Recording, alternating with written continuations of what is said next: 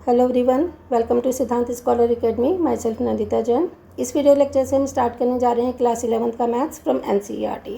तो हमारी स्ट्रैटेजी ये रहेगी कि हम chapter wise exercise wise question करें। पहले उसके बेसिक्स देखें, एग्जांपल्स देखें, एक्सरसाइज के क्वेश्चंस करें, फिर मिसलेनियस करें और जो प्रीवियस ईयर क्वेश्चंस हैं चैप्टर वाइज वो भी करते चलें। तो चलिए स्टार्ट करते हैं। जैसे कि हमें पता है कि मैथ्स में जो भी नंबर्स होते हैं उनको कहा जाता है रियल नंबर्स। ठीक है, तो जितने भी नंबर हैं उन्हें रियल नंबर्स कहा जाता है।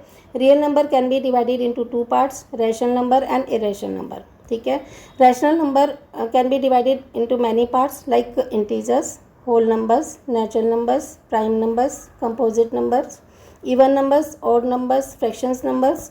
फ्रैक्शन नंबर के बाद है डेसिमल नंबर, और decimal number can be divided into three parts, terminating decimal, non terminating decimal but repeating decimal, और थर्ड है हमारा नॉन टर्मिटिंग नॉन रिपीटिंग डेसिमल। ठीक है, तो ये रैशनल नंबर थे, इनको अभी डिटेल में अगली स्लाइड में पढ़ेंगे।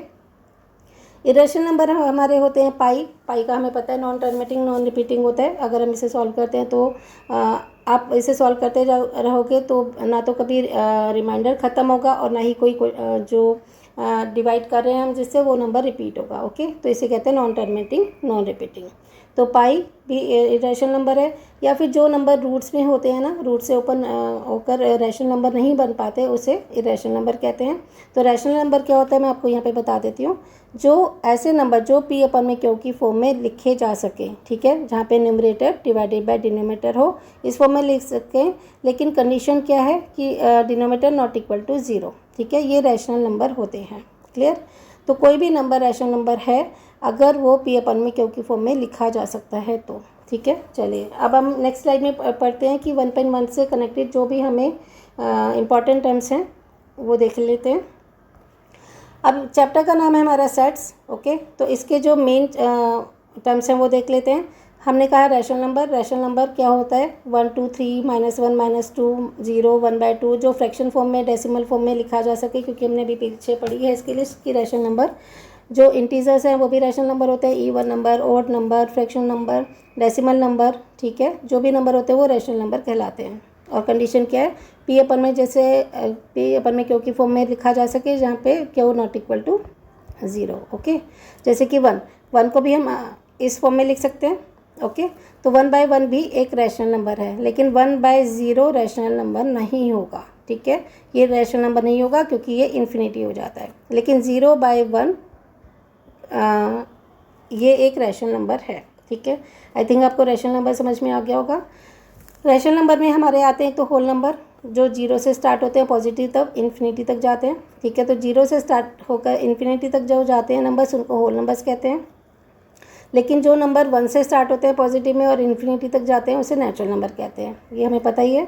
फिर है इरेशनल नंबर। हमने कहा कि जो पाई की फॉर्म में हो, ठीक है, और रूट में हो या फिर नॉन टर्मिटिंग नॉन रिपीटिंग हो, उसे इरेशनल नंबर कहा जाता है। इंटीजर्स होते हैं जो नंबर लाइन पे हम शो कर सकें। ठीक है, ये डेसिमल में नहीं होते। इसमें ये क्या फ़र्क है रैशनल नंबर में? रैशनल नंबर भी माइनस में भी जा सकते हैं, 0 ये पॉजिटिव है, बट एक पूरा कंप्लीट नंबर होना चाहिए, चाहे वो नेगेटिव हो या फिर पॉजिटिव हो। ठीक है, और इसे नंबर लाइन पे हम डिनोट कर सकते हैं, जैसे 0 1 2 3 एंड सो ऑन, इन्फिनिटी तक जा सकता है ये। और ये -1 -2 -3 and so on, minus infinity तक जा सकते हैं। तो ऐसे नंबर्स को कहा जाता है इंटीजर्स। और इसका सिंबल है जेड। ओके, सबके सिंबल भी देखते चलिए। रियल नंबर तो हमने देख लिया था, all numbers which are put in the number line और का रियल नंबर्स। अब है प्राइम नंबर्स। प्राइम नंबर्स वो नंबर्स होते हैं जो इटसेल्फ और 1 ओनली इटसेल्फ अपनी खुद की टेबल से या 1 से ही डिवाइड हो पाए, किसी और से नहीं डिवाइड हो पाए, वो होते हैं हमारे प्राइम नंबर्स। जैसे 2 3 5 7 11 ये इन्फिनिटी तक जाते हैं और ये भी पॉजिटिव में ही होते हैं। ओके, नेक्स्ट है हमारा कंपोजिट नंबर। तो जो नंबर प्राइम नंबर नहीं है वो सारे पॉजिटिव जो नंबर्स हैं वो सारे हमारे कहलाते हैं कंपोजिट नंबर। तो ऐसे नंबर जो नंबर प्राइम नंबर नहीं है। प्राइम नंबर कौन से होते हैं? जो अपनी खुद की टेबल से या 1 से डिवाइड होते हैं, वो प्राइम नंबर है। तो जो नंबर किसी और टेबल से भी डिवाइड हो जाए, जैसे कि 2 4 है वो 2 से भी डिवाइड हो जाता है, 6 वो 2 और 3 से डिवाइड हो जाता है, और 6 और 1 से तो होगा ही होगा। जो खुद की और 1 की टेबल से तो डिवाइड हो ही जाए, किसी और नंबर से भी डिवाइड हो जाए तो उसे कहा जाता है कंपोजिट नंबर। एक और बात है कि 1 हमने देखा कि प्राइम नंबर में भी 1 नहीं था और कंपोजिट नंबर में भी 1 नहीं था। तो 1 एक only number which neither prime not composite, तो 1 अकेला ऐसा नंबर है जो ना तो प्राइम है ना ही कंपोजिट है। और साथ ही ये देखिएगा कि 2 only number which is prime and even both, तो 2 अकेला सिंगल ऐसा नंबर है जो इवन भी है और प्राइम भी है। बाकी सारे जो नंबर हैं प्राइम नंबर वो सारे ऑड होते हैं। ठीक है, अब आगे चलते हैं। अब हमारे चैप्टर का नाम है चैप्टर नंबर 1 सेट्स। तो सेट होता क्या है? सेट क्या होता है? ये एक well defined collection of objects होता है। ठीक है, अभी हम इसे अगली स्लाइड में फिर थोड़ा सा देखेंगे, पहले हम देख लेते हैं कि ये कितने टाइप का होता है। तो well defined collection of object होता है, इसे अगली स्लाइड में हम डिटेल में पढ़ेंगे। ये 2 तरीके से रिप्रेजेंट किया जा सकता है। किस किस तरीके से? एक रोस्टर फॉर्म जिसे टेबुलर फॉर्म भी कहते हैं और दूसरा है सेट बिल्डर फॉर्म। ठीक है, तो रोस्टर फॉर्म क्या होता है? जिसमें नंबर्स को, एलिमेंट्स को करली ब्रैकेट में इस तरह से शो किया जाए, सारे एलिमेंट्स को कोमा लगा के। तो इसकी डिफाइन पढ़ते हैं, फिर एक बार फिर से देखेंगे example. In this form all the elements of the set are listed. जितने भी एलिमेंट्स होते हैं ना वेल डिफाइंड स्टेटमेंट में, उसको सबको लिस्ट किया जाता है। The elements are being separated by commas, ठीक है, and close them the bracket, और उसे ब्रैकेट से क्लोज किया जाता है। ठीक है, तो अगर आपसे क्वेश्चन पूछा जाता है कि set of all positive natural number less than 10, क्योंकि लिमिट दे दी है, लिमिट नहीं देती तो हम इन्फिनिटी लिख देते हैं, बट लिमिट दी है लेस देन 10, तो हम क्या करेंगे? करली ब्रैकेट लगाएंगे। और नेचुरल नंबर लेस देन 10 कहाँ से स्टार्ट होंगे? 1 से, क्योंकि नेचुरल नंबर 1 से स्टार्ट होता है। होल नंबर पूछा जाता है तो अब 0 से स्टार्ट करते हैं। ओके, तो 1 2 3 4 5 6 7 8 एंड 9 लिखेंगे, क्योंकि लेस देन 10 बोला था, और उन सबके बीच में कोमा लगा देंगे।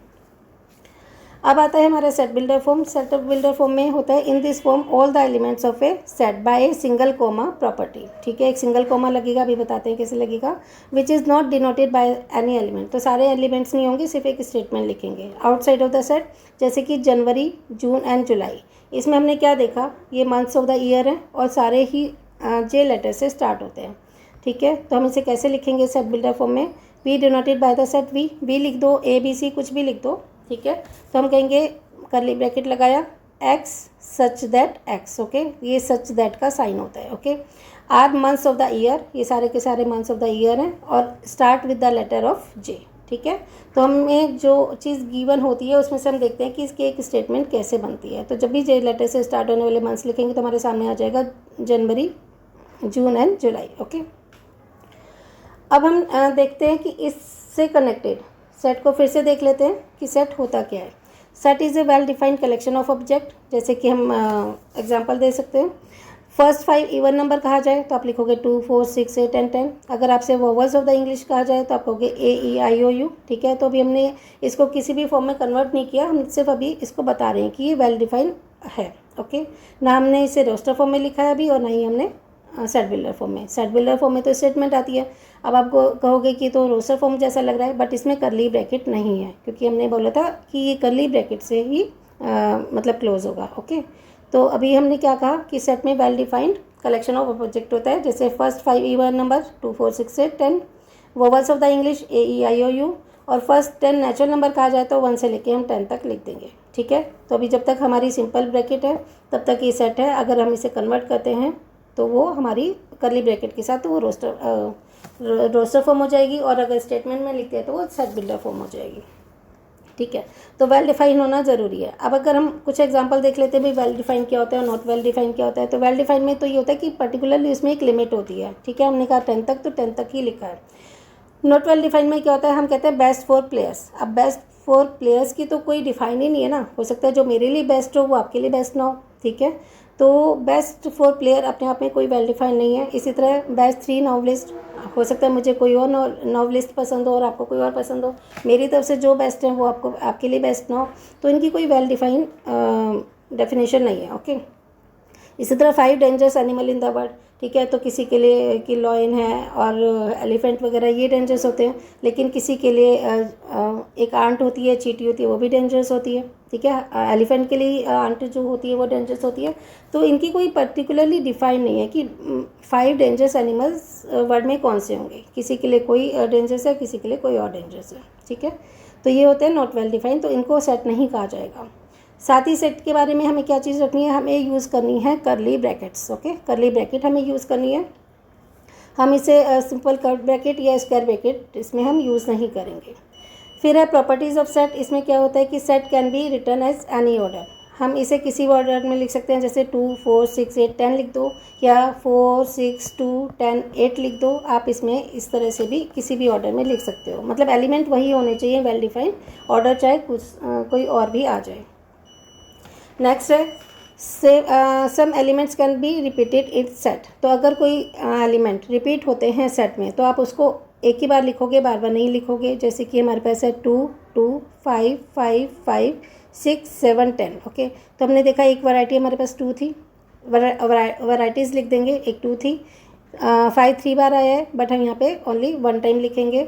6 है, 7 है, 10 है। ओके, तो जो रिपीट होंगे उसे बार बार रिपीटेड को नहीं लिखना है, सिर्फ हमें जैसे जो आइटम्स हैं, एलिमेंट्स हैं, वो लिखेंगे, रिपीटेशन नहीं लिखेंगे। इसी तरह अगर हम कहते हैं कि how to represent sets, we can write sets in 2 form. किसमें? रोस्टर फॉर्म, जिसमें कि हम एलिमेंट्स को लिखते हैं, नंबर लिखते हैं, और एक सेट बिल्डर फॉर्म जिसमें हम स्टेटमेंट लिखते हैं।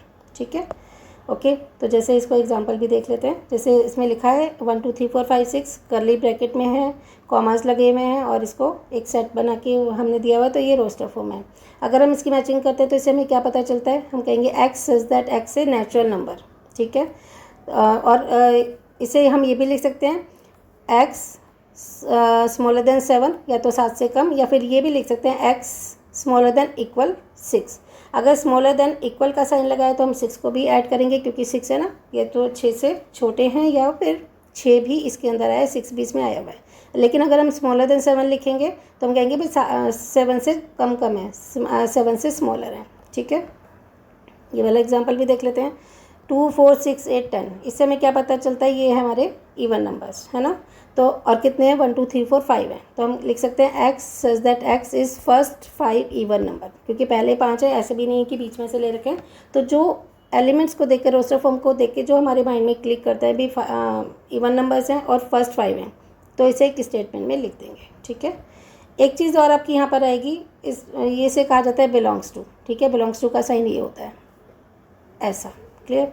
तो अगर ये सेट हमारे पास है रोस्टर फॉर्म में, और इसमें से कहा जाए कि 1 बिलोंग्स टू ए, है ना, तो देखो इस सेट के अंदर ए है ना, 1 है ना, वो किससे बिलोंग करता है? ए से, तो A belongs to A, 5 belongs to A, 9 not belongs to A, क्योंकि 9 नहीं था। अगर हमसे पूछा जाता है कि 9 बिलोंग्स टू और नॉट बिलोंग्स टू ए, तो हम कहेंगे नॉट बिलोंग्स टू ए। ठीक है, सिमिलरली 12 भी नॉन बिलोंग्स टू है, क्योंकि 12 not belongs to A, etcetera. ठीक है, तो जो इस सेट के अंदर हो वो हमसे पूछा जाए तो बिलोंग्स टू का साइन लगाएंगे, और नहीं उसमें नहीं हो तो नॉट बिलोंग्स टू का यहाँ पे नोट आएगा। क्लियर?